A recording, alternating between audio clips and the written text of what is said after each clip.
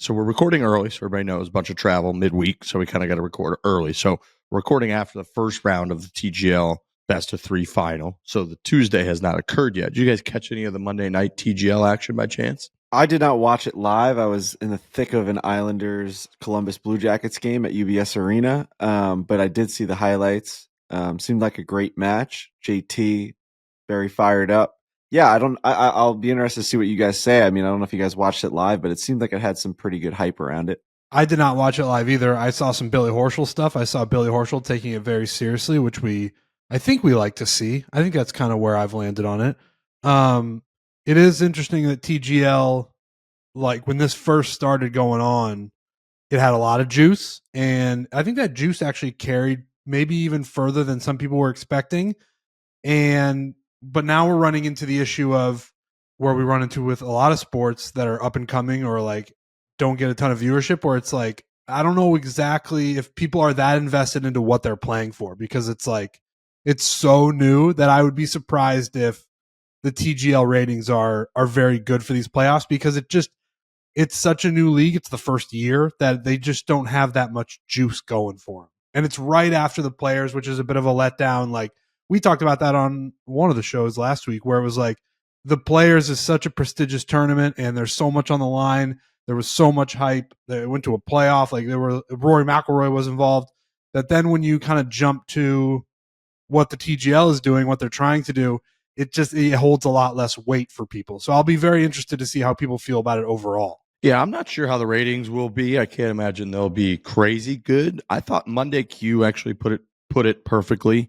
If you don't know Monday Q, you should. But he has been in the trenches for years and years and years now, building a brand around focusing on all the names in golf, like Alistair, like the Brian Campbell story, folks who are literally trying to Monday qualify into events and what that grind and what that life is like, and just kind of focusing on all that stuff. So he's a lot more of like, he was a very hardcore skeptic going in, being like, I thought this was going to absolutely suck.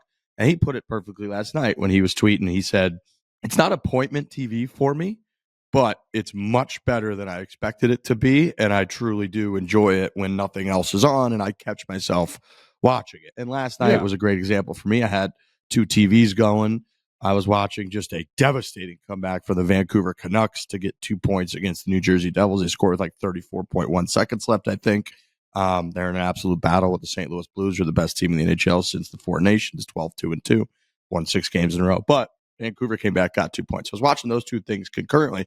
I actually had the volume on TGL, not on the hockey game, just because I thought that the audio from TGL is kind of more interesting than just a general, hockey game. And I was into it. And the reason I was into it is a lot of like what we talked about the first couple weeks, which was Tiger was entertaining, Rory's entertaining. You want to see what these guys are like. But it really wasn't that competitive. That kind of took some of the fire away. I would say last night in round one of the finals, they are playing for like $9 million for the first place team, $4.5 million for the second place team. So it's a $4.5 million difference. And so there is some, I mean, that's pretty serious money on the line. The guys were into it. Billy Horschel had a huge putt on like the 12th hole or whatever it was, for 2 points to get it from down 4-2 to tied 4-4. And he went absolutely ballistic in a way that nobody could fake. Like, it was very real. And then the moments at the end. And now we got to a point, one of my big observations was that the hammer strategy has been, no pun intended, hammered out pretty properly and pretty accurately with the statistics by both teams that were in the finals, that it really makes the game interesting. Whereas the first month or so, hammer was used pretty much as like a crutch for entertainment. Tiger famously led the very beginning of his entire TGL career by just throwing a hammer. People are fast and loose with the hammer. They do the hammer graphics around the stadium. Everyone's laughing. They're loving it. The crowd's screaming the whole time, hammer, throw the hammer. And then, like anything, data and analytics start to take over. And the teams that are good understand like when you should and when you shouldn't hammer. And obviously, like it's come out now that if you're just very statistically likely to lose the hole or to win the hole, you don't throw a hammer because the other team's just going to deny it. And then instead of having a chance to get 2 points, your average point that you're going to gather there gets a lot closer to 1 than it does to 1.5 or 2. Now they're starting to get really good with the hammer, where they throw it in like just over 50-50 chances so that you put the other team in a blender. And it happened last night in the match where it was the Atlanta team was down 5-4 on the second to last hole, 14th hole, and the Atlanta team had like, I don't know, let's call it 2.5, 3 feet for birdie. And then the New York team, who was winning, had like 12 feet for birdie. And Ricky was the one putting.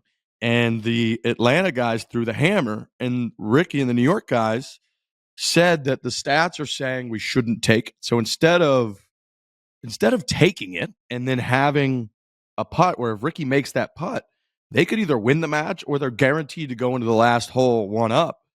They instead denied it, guaranteeing that the other team wins the hole, locks it in, and then they went to the last hole tied. So Ricky didn't even get to putt his like 11-footer for birdie, which was extremely interesting. And they were talking about the stats, and the stats and the analytics were saying like, yeah, it's definitely close. And like, you obviously want to have things in your control where Ricky has like an 11-foot putt for birdie or 12 feet or whatever it was.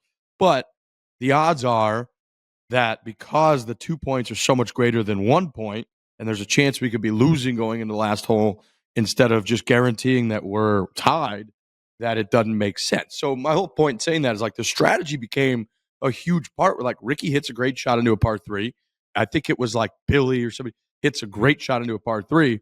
And then they didn't even putt the putts. One team just gave up the hole, which is crazy and interesting to watch with $9 million in the line. Like the hammers have become a huge part of it is kind of what I was taking away, which is interesting. Like strategy being that big of a factor is very interesting. Totally. Yeah. It's something that these guys have never been used to. I mean, even in their own matches that they play at home, this is not something that you really ever think about, like not taking putts and things being worth two. So I do like this wrinkle, and I do like the fact that it adds strategy, especially for the viewer. Like it's almost like coaches' challenges and stuff in regular sports where, you know, it could be debated for a long time. Did this team not utilize this challenge correctly? And stuff like that. So yeah, I do like that. It definitely adds a little bit of juice to the match. And yeah, it seems like last night was a pretty good, like in terms of intensity and wanting to make it feel like something. The guys definitely bought in. It was close, which is what they needed.